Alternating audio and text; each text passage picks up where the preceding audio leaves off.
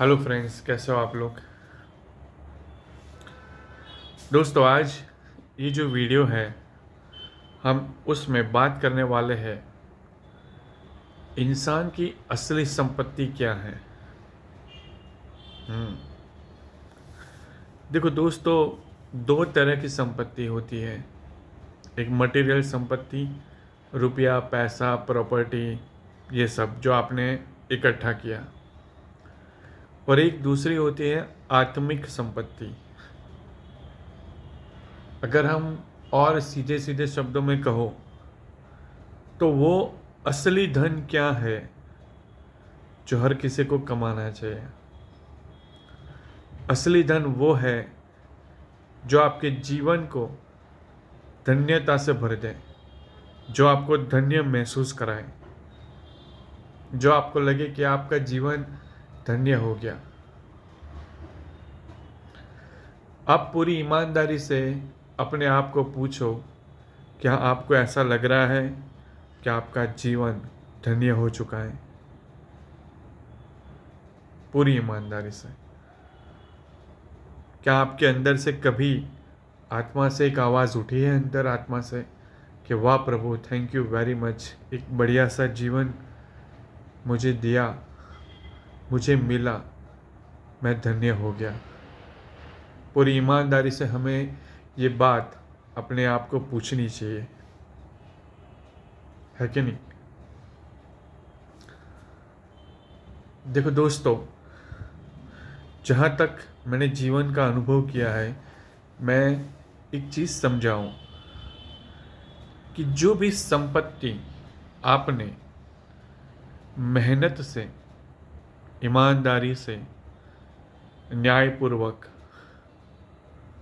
सही तरीके से अपना परिश्रम करके, कुछ कीमत चुकाकर अपने जिम्मेदारियों को, अपने कर्तव्यों को निभाकर कमाई है, वही असली संपत्ति आपको धन्यता महसूस कराएगी।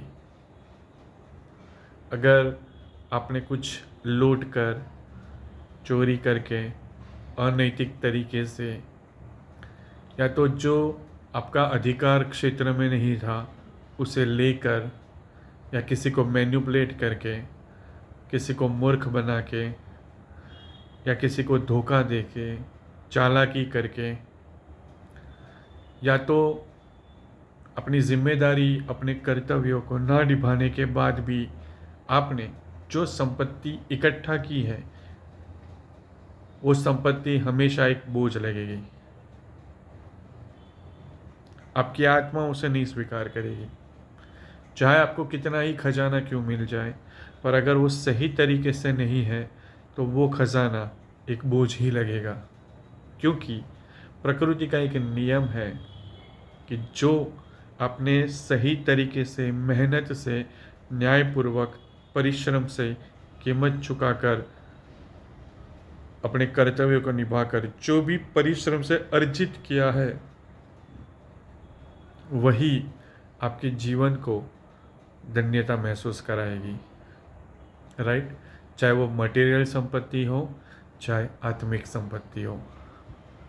इसलिए इंसान को पूरी ईमानदारी से खुद को पूछना पड़ेगा कि वो दौड़ तो रहा है ज़िंदगी भर के लिए, वो दुनिया भर की संपत्ति इकट्ठा करने में, तो कहीं ऐसा तो नहीं कि वो कुछ ऐसे संपत्ति इकट्ठे करने में लगा है जो उस जीवन के धन्यता महसूस करने का, जो कुदरत ने जीवन दिया है, वो असली संपत्ति तो चूक ही रहा है, और कुछ ऐसी संपत्ति के पीछे भाग रहा है जो शायद उसे बोझ ना दे।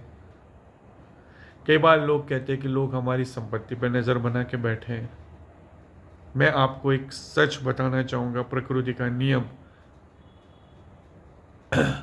अगर कोई चोर आए और वो आपका बोझ लेकर चला जाए तो आप क्या करोगे? दे दो भाई, खुशी खुशी दे दो। और जो आपने सही तरीके से कमाया है, कोई चोर, कोई लुटेरा, कोई ताकत आपसे नहीं लूट सकती, लूट ही नहीं सकती। लोग चाहे कितने भी कोशिश करें, अगर वो आपकी संपत्ति को ले जा रहा है तो समझ लीजिए कहीं ना कहीं कुछ सेटिंग करके कुछ गलत तरीके से ही आपने उसे पाया होगा। जो परिश्रम से सही तरीके से कमाई है उसे कोई ले ही नहीं जा सकता, और अगर ले भी गया तो 2 दिन में वापस दे जाएगा, उसे हजम नहीं होगी।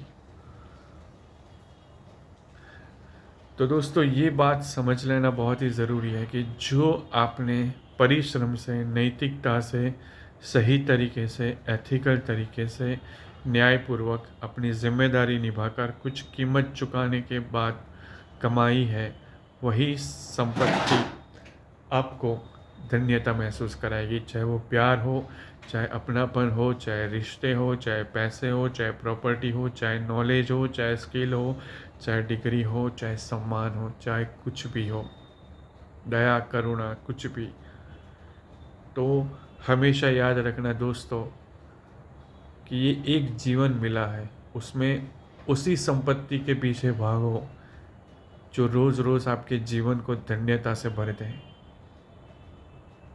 जब आप परमात्मा से प्रार्थना करो तो आपके अंदर से एक आभार का भाव प्रकट हो कि वाह प्रभु, आपकी कृपा से मुझे वो समझ, वो शक्ति मिली जिससे मेरा जीवन धन्यता हो की तरफ आगे बढ़ रहा है, मेरा जीवन धन्य हो रहा है, ना कि एक बोझ, दुख, निराशा में फंसा हुआ है।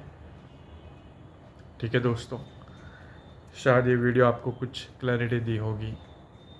Thank you very much. अगर कोई सवाल हो तो आप मुझे पूछ सकते हो नीचे कमेंट बॉक्स में। Thank you very much. तो असली संपत्ति कमाना शुरू कीजिए।